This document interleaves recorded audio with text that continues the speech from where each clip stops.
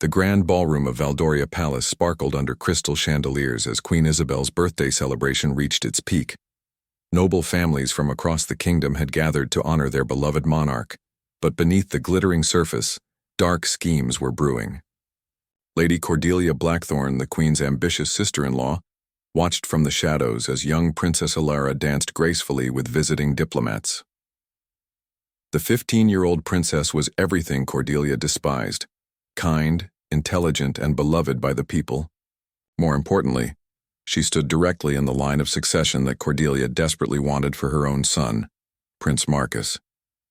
For months, Cordelia had been carefully planting seeds of doubt about Alara's fitness to rule. She whispered to influential courtiers about the princess's supposed reckless behavior and unsuitable friendships with commoners. Tonight, however, she planned something far more sinister. Hidden in her evening purse was a small vial containing a rare poison that would cause temporary paralysis, just enough to make Alara appear weak and unfit during tomorrow's important ceremony where she would be officially named heir apparent. As the evening progressed, Cordelia moved through the crowd like a predator stalking prey. She had already bribed a young servant, Thomas, to slip the poison into Alara's evening tea. The boy was desperate for money to help his sick mother, and Cordelia had convinced him that the substance was merely a harmless sleeping draught that would help the overworked princess rest better. Thomas had no idea he was being used as a pawn in a deadly game of royal succession. Captain James Whitmore, head of the Royal Guard, noticed something unusual in the servant quarters earlier that day. His years of military service had taught him to trust his instincts, and something about the nervous young servant's behavior troubled him. When he saw Thomas lingering near the princess's private dining area with trembling hands, every alarm bell in his mind began ringing. James had sworn an oath to protect the royal family with his life, and he would not let any harm come to Princess Alara on his watch. The captain began discreetly following Thomas, maintaining enough distance to avoid detection while keeping the servant in sight. He watched as the boy approached the silver tea service that would soon be delivered to the princess's chambers. James's heart raced as he saw Thomas reach into his pocket and produce a small glass vial. Without hesitation, the captain stepped forward, his military training taking over as he prepared to intervene in what was clearly an attempt to harm the princess. The confrontation happened swiftly and silently in the dimly lit corridor. James grabbed Thomas's wrist just as the servant was about to pour the mysterious liquid into the ornate teapot. The vial fell to the marble floor with a sharp crack, its contents spreading in a dark stain across the pristine stone. Thomas's face went white with terror as he realized he had been caught, and he immediately began sobbing, confessing everything about Lady Cordelia's involvement and his desperate circumstances. James felt a mixture of anger and pity as he listened to the young man's story. He understood the desperation that drove someone to make such terrible choices, but he also knew that Princess Alara's life had been in grave danger. As the reality of the situation sank in, the captain realized this was just the beginning of what would likely be a much larger conspiracy. Lady Cordelia had shown her hand too early, and now James had the evidence he needed to expose her treacherous plot. The question remained: how deep did this conspiracy go, and who else in the palace could be trusted? The captain knew that the next few hours would determine not only Princess Alara's fate, but the future of the entire kingdom. Captain James Whitmore's mind raced as he secured the terrified servant in a private chamber deep within the palace guard's quarters. Thomas sat hunched on a wooden chair, his whole body shaking as he recounted every detail of Lady Cordelia's plan. The young man's confession painted a picture of systematic manipulation and bribery that extended far beyond this single assassination attempt. According to Thomas, Lady Cordelia had been recruiting desperate servants for months, promising them gold and threatening their families if they refused to cooperate. James listened carefully as Thomas revealed the names of other servants who had been approached by Lady Cordelia. There was Maria, the kitchen maid, whose father owed massive debts to local merchants. There was Robert, the stable boy whose sister needed expensive medicine. Each person had been carefully selected for their vulnerabilities and gradually drawn into Cordelia's web of deceit. The captain realized he was dealing with a sophisticated conspiracy that had been growing like cancer within the palace walls for far longer than anyone had suspected. Meanwhile, in her luxurious chambers, Lady Cordelia paced anxiously across imported marble floors. Hours had passed since she had given Thomas the poison, and she had heard nothing about Princess Alara falling ill. The birthday celebration was winding down, and guests were beginning to retire to their rooms. Tomorrow's ceremony was rapidly approaching, and if her plan had failed, she would need to implement emergency measures. Her son Marcus lounged in a velvet chair nearby, completely unaware of his mother's murderous schemes and assuming his eventual rise to power was guaranteed through legitimate means. Cordelia's desperation grew as midnight approached. She had invested too much time and resources into this conspiracy to let it fail now. Her network of corrupted servants represented years of careful planning and substantial financial investment. If Princess Alara remained healthy and alert for tomorrow's ceremony, all of Cordelia's efforts would be wasted. She began formulating backup plans, each more dangerous and desperate than the last. Perhaps she could stage an accident during the ceremony itself, or find a way to publicly disgrace the princess in front of the assembled nobility.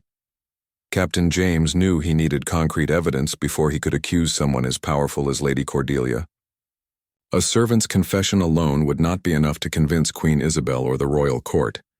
He needed to catch Cordelia in the act or find physical proof of her involvement in the conspiracy. James decided to use Thomas as an unwitting double agent, instructing the servant to continue pretending loyalty to Cordelia while actually reporting back to the captain about her activities and plans. The captain also began conducting discreet investigations into the financial records of the servants Thomas had named. He discovered a pattern of mysterious payments and sudden improvements in their living conditions that coincided perfectly with when they had allegedly been recruited by Lady Cordelia.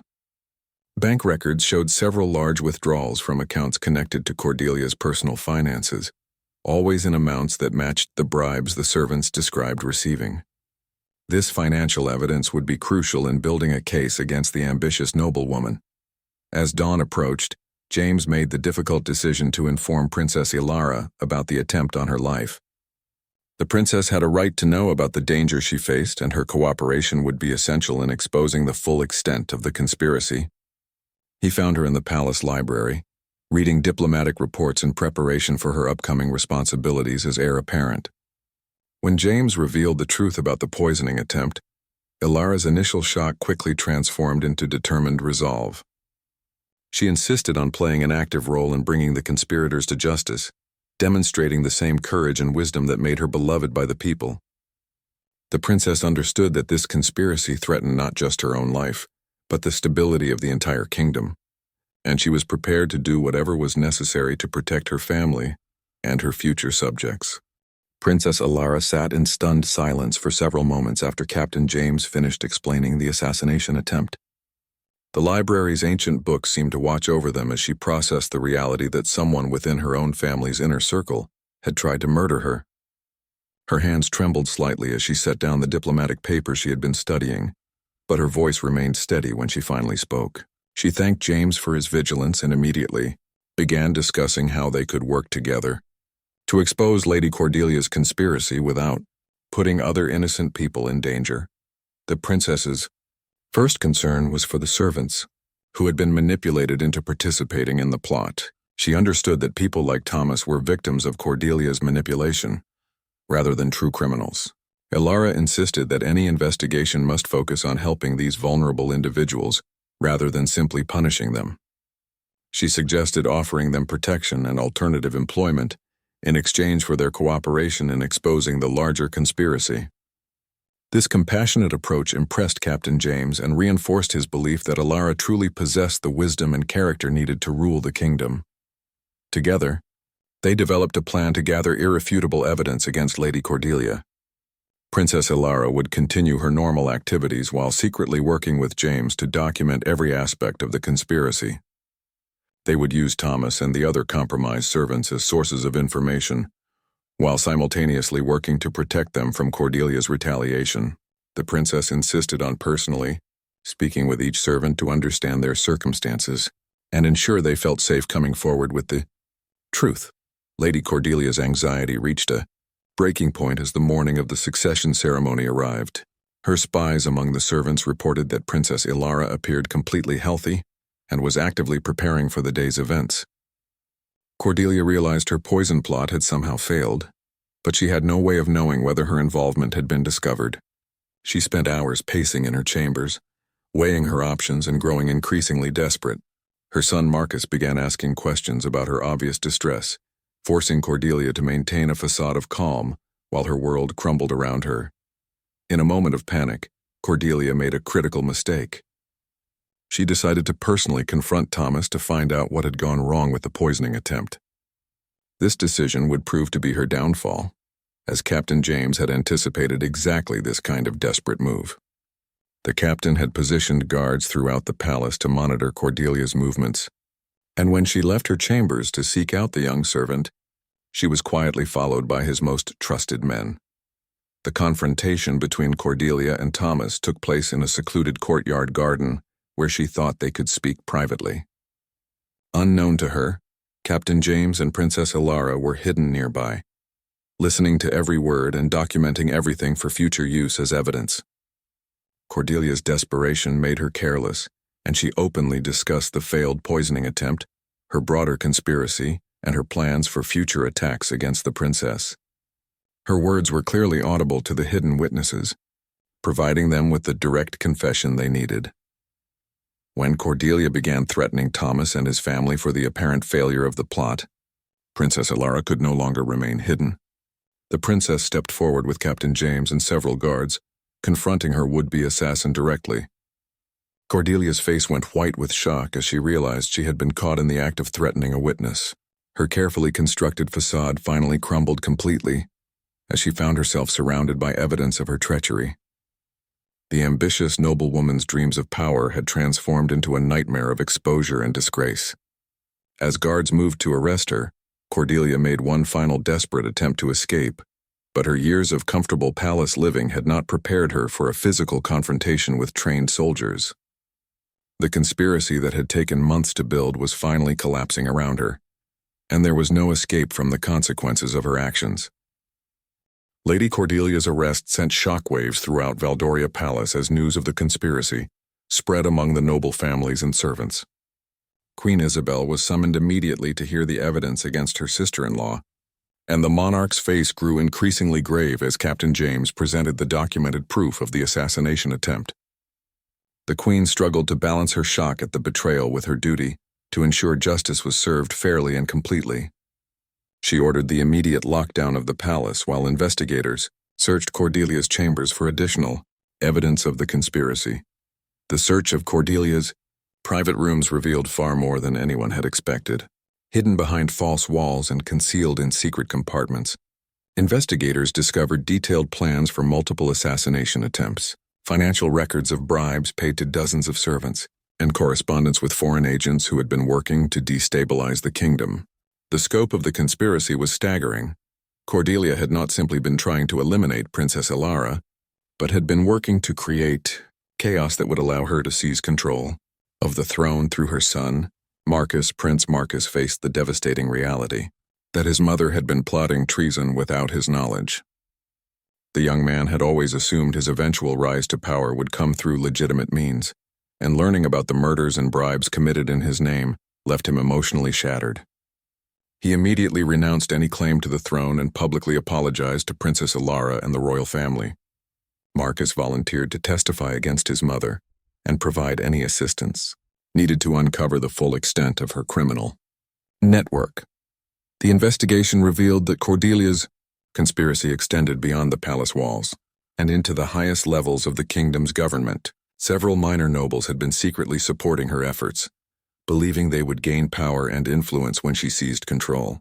Foreign spies had been providing her with gold and information, hoping to weaken Valdoria from within. The discovery of these international connections transformed what had begun as a family dispute into a matter of national security requiring immediate attention from the kingdom's intelligence services. Princess Ilara insisted on personally interviewing each servant who had been manipulated by Lady Cordelia's conspiracy.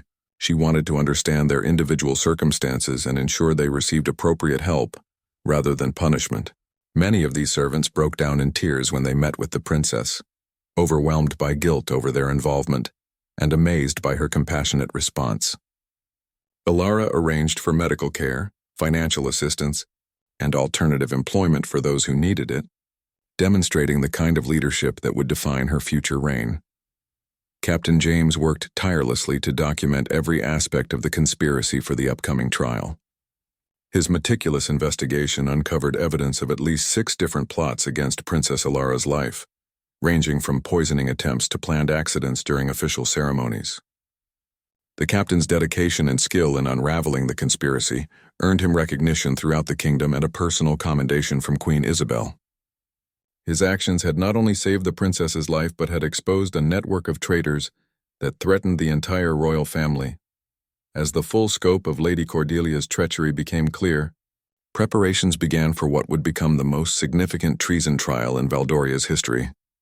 The evidence was overwhelming, but the legal proceedings would need to be conducted carefully to ensure justice was served while maintaining the stability of the kingdom. Queen Isabel appointed the kingdom's most respected judges to oversee the trial, and arrangements were made for public testimony that would allow the people to understand the full extent of the conspiracy.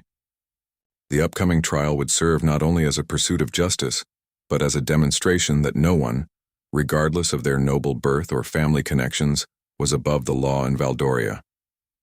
The kingdom's future stability would depend on how well the royal family handled this crisis, and whether they could restore the people's confidence in their leadership.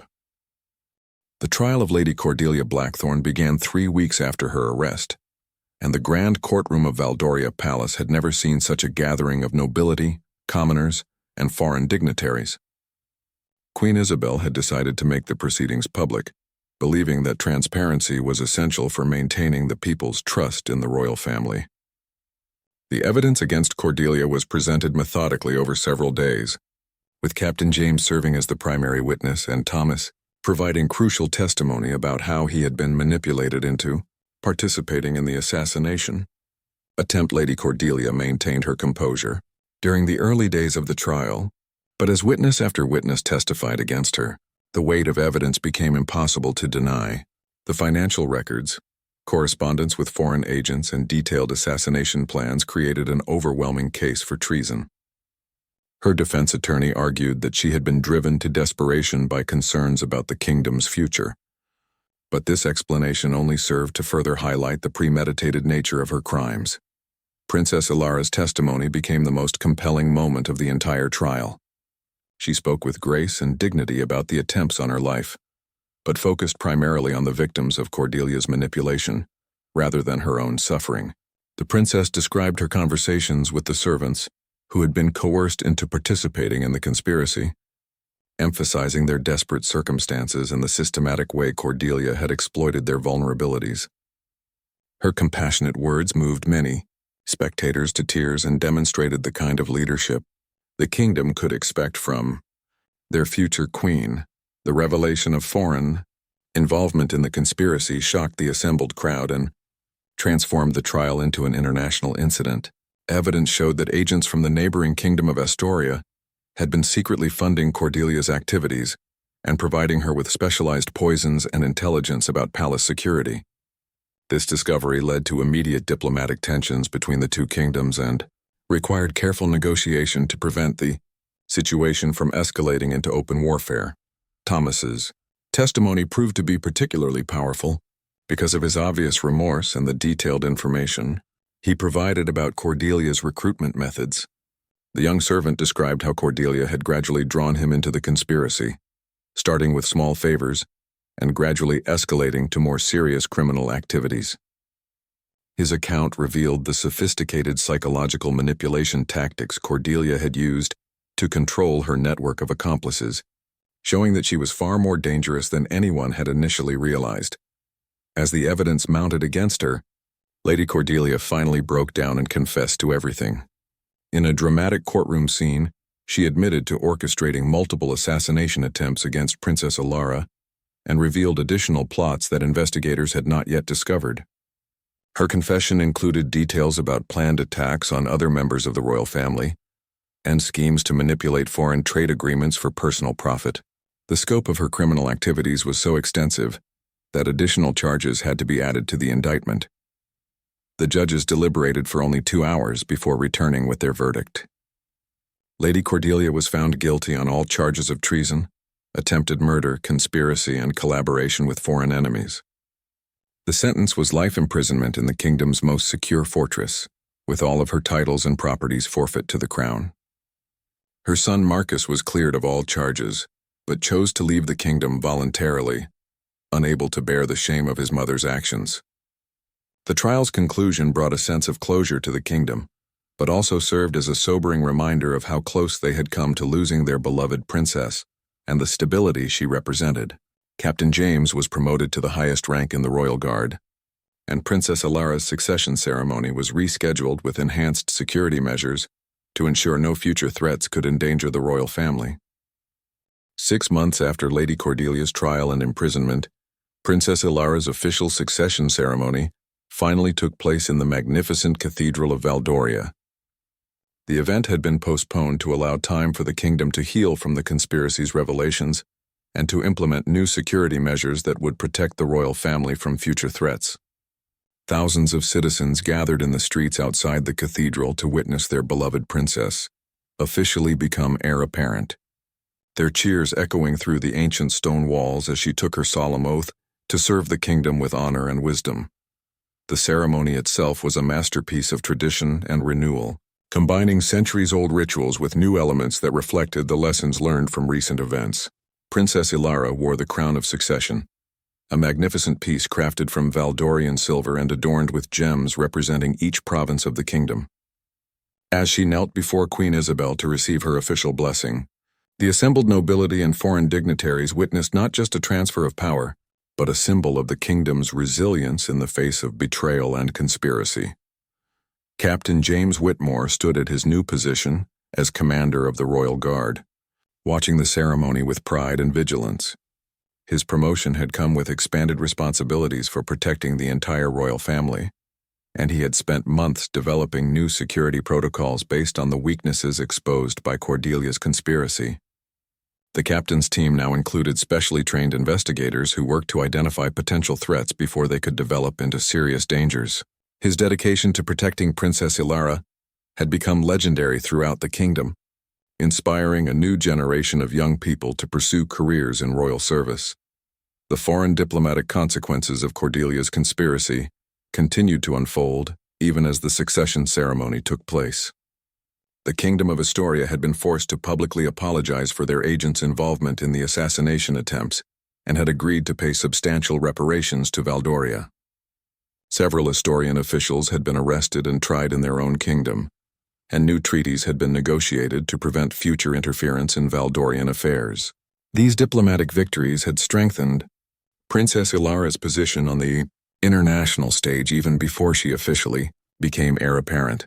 Thomas and the other servants who had been manipulated by Lady Cordelia had all found new positions within the palace or in other government services. Princess Ilara had personally ensured that each person received appropriate support and opportunities for advancement, transforming potential enemies into loyal supporters of the crown. Thomas had become an assistant to Captain James, using his experience as a victim of conspiracy to help identify similar threats in the future. His transformation from unwitting accomplice to trusted guardian demonstrated the princess's wisdom in choosing rehabilitation over punishment. The success of Princess Ilara's succession ceremony marked the beginning of a new era for Valdoria, one characterized by increased transparency and stronger connections between the royal family and their subjects. The princess announced several new initiatives during her acceptance speech, including programs to help struggling families and reforms to the justice system that would prevent the kind of exploitation Cordelia had used to recruit her accomplices. These announcements were met with enthusiastic approval from both the nobility and common citizens, who saw in their future queen someone who truly understood their needs and concerns. As the ceremony concluded and Princess Ilara emerged from the cathedral wearing her new crown, the crowds erupted in celebration that lasted well into the night. Street festivals broke out spontaneously throughout the kingdom, as citizens celebrated not just their princess's official recognition, but their collective survival of a crisis that could have destroyed everything they held dear. The conspiracy that had threatened to tear the kingdom apart had instead made it stronger, united behind a leader who had proven her courage, wisdom, and compassion in the face of mortal danger. Captain James stood guard as always, but for the first time since the assassination attempt, he allowed himself to smile as he watched the princess greet her people with the confidence and grace that would define her eventual reign as queen. 2 years had passed since the conspiracy against Princess Elara was exposed, and the kingdom of Valdoria had never been more prosperous or secure. The princess had grown into her role as heir apparent with remarkable skill, implementing reforms that improved the lives of citizens throughout the kingdom, while maintaining strong diplomatic relationships with neighboring countries. Her reputation for wisdom and compassion had spread beyond Valdoria's borders, making her one of the most respected royal figures in the entire region. Captain James Whitmore, now bearing the title of Supreme Commander of Royal Security, had transformed the Palace Guard into one of the most effective protective services in the known world. His experiences during the Cordelia conspiracy had taught him valuable lessons about the importance of understanding threats from within, as well as external dangers. The security protocols he developed became a model that other kingdoms sought to emulate, and he frequently hosted visits from foreign security officials who wanted to learn from Valdoria's success.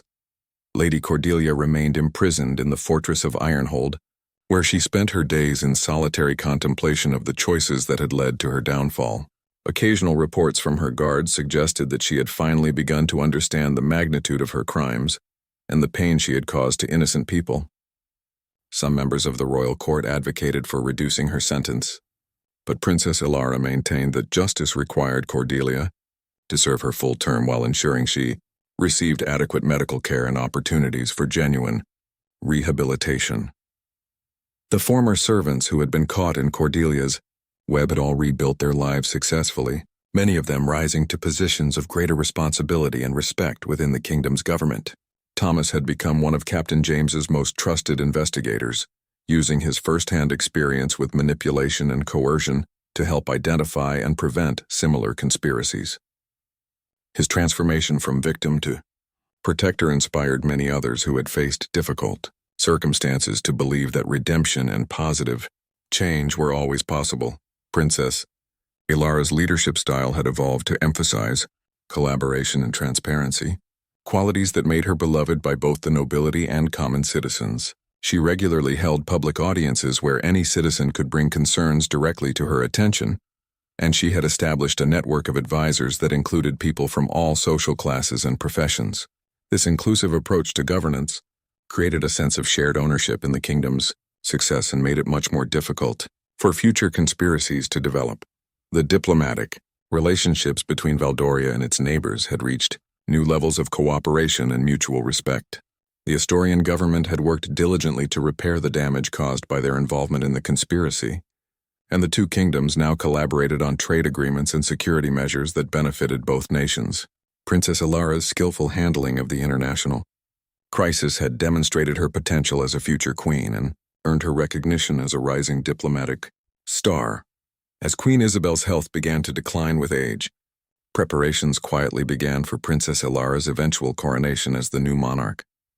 The transition would be seamless, supported by a strong government structure and the unwavering loyalty of citizens who had watched their princess prove herself through crisis and challenge. Captain James continued his vigilant protection of the royal family, but the threats they faced now came primarily from external sources rather than internal betrayal.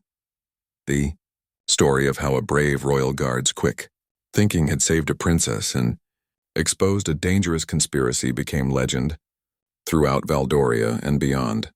Children learned about Captain James's courage in their history lessons, while aspiring guards trained with the hope of someday serving with such distinction. Princess Elara's gracious response to those who had wronged her became an example of the kind of leadership that could heal divisions and build stronger communities. On quiet evenings, when the palace was peaceful and secure, Princess Elara would sometimes walk through the gardens where Lady Cordelia had once confronted Thomas about the failed poisoning attempt. Rather than avoiding the location, she chose to transform it into a memorial garden dedicated to the importance of protecting the innocent and vulnerable. The garden served as a reminder that even in the face of betrayal and danger, Wisdom, courage, and compassion could triumph over hatred and greed. The kingdom looked forward to a bright future under their beloved princess, knowing that she had already proven herself worthy of the crown that would someday rest upon her head.